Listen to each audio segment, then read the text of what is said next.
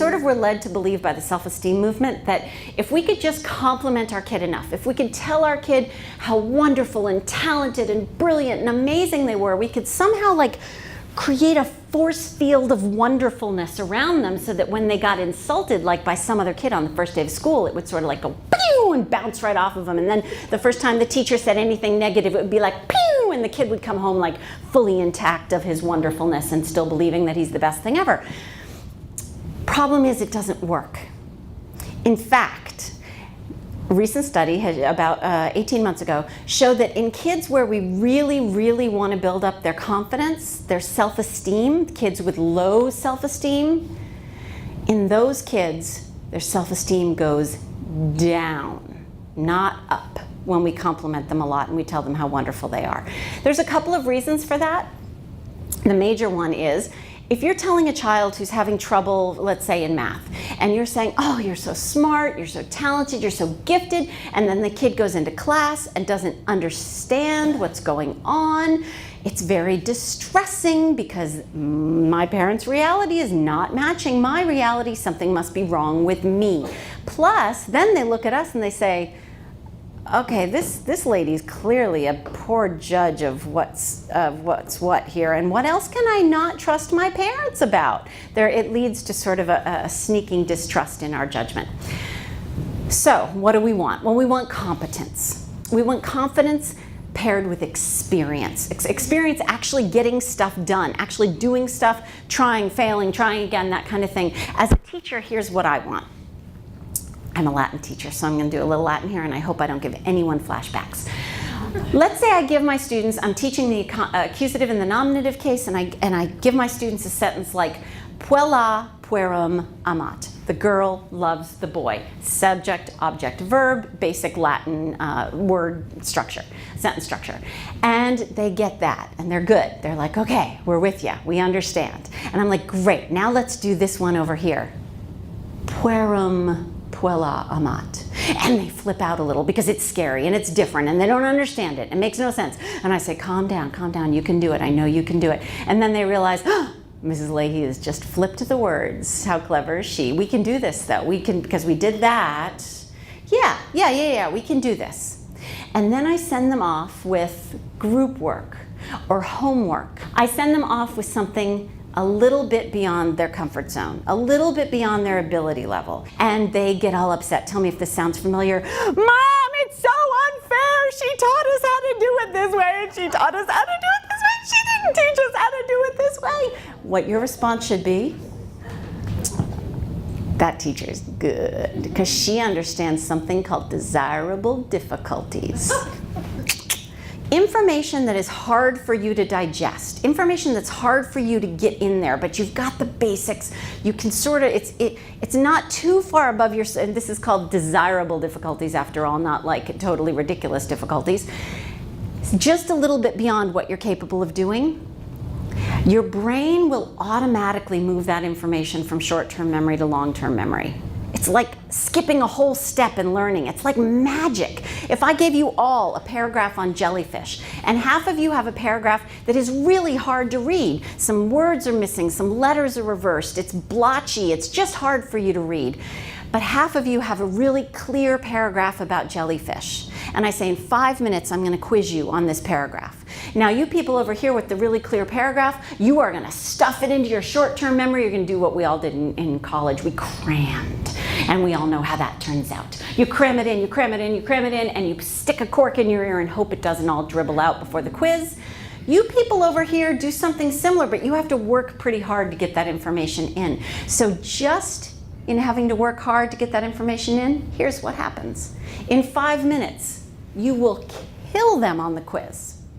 In 2 weeks, you will still kill them on the quiz. You will still kill them on the quiz in 2 weeks if I give them time to review that I don't give you.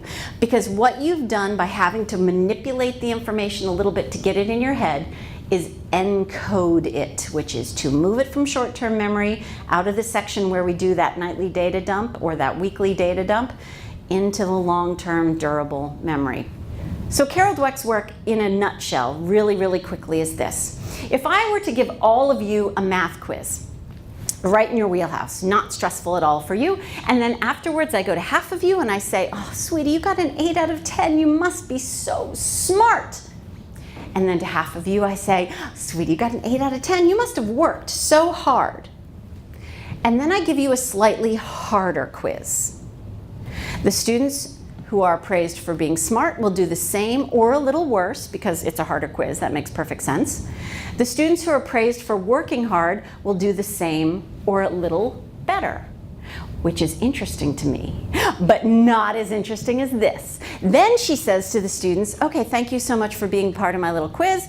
You know, I have these challenge problems. They're hard. They're really, really hard. Who wants them? The students who are praised for how hard they worked want the challenge problems. They said, yes, we want the challenge problems. Those are the fun ones. You people over here who are praised for smart want nothing to do with the challenge problems, and I'll come to why in a second. And then she said, oh, by the way, back here is a whole bunch of tests, these quizzes I've already given. You can take a look if you want. The ones over here are the kids who did really, really well, and the ones over here are the kids who did really, really poorly. Feel free, you can take a look. The kids who are praised for effort, look at the quizzes of the kids who did really well, because they want to learn from them. The kids who are praised for being smart want to look at the kids who tanked it, because you want to feel better about yourselves. And that's interesting, but not as interesting as this. Then she says, flip over your piece of paper. I'm going to do this experiment at another school tomorrow. And you know what would be helpful to them? If you wrote down your experience of taking this quiz. And you know what? Write down your scores too. I think that would be really helpful for them. You people over here who were praised for how hard you worked, you did exactly that. You wrote down your experience of taking the quiz and your score. 50%, almost 50% of you lied about your score. In fact, in a book called Cheating Lessons by James M. Lang, he says it's really quite simple. If you would like to create a classroom full of cheaters, just keep telling them how smart they are. The other problem is these kids over here are a heck of a lot less likely to raise their hand in class. When I do this thing I do where I've just taught a lesson and I'm like, okay, just checking in. Everybody good? Yeah, you understand? Yeah, everyone good? The kids who with the fixed mindset over here, who are fixed in their belief of how smart they are and are holding on to that smart label with all their might, they're like, yes, Mrs. Leahy, I understood it all quite perfectly. I'm so smart.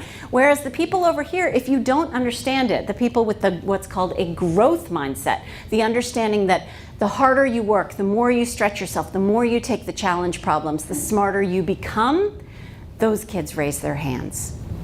So, if two children show up at my classroom door, let's say in 7th grade, one of them perfectly average, heck, one of them below average, but a kid who can sit with frustration, and over here we have a sheer genius child, but who gets frustrated very easily and is very worried about not looking perfect all the time. I would rather teach this below average or average kid any day of the week. I could tell you right now, I'm going to cover more ground with this kid, and this kid's going to learn more. Children who can't be frustrated cannot benefit from desirable difficulties. If I want to give kids a more challenging version because it will be the best way for them to learn something, the kids who don't have that emotional wherewithal to be frustrated are going to give up before they can benefit from the desirable difficulties, or their parents will do the homework for them. That happens too.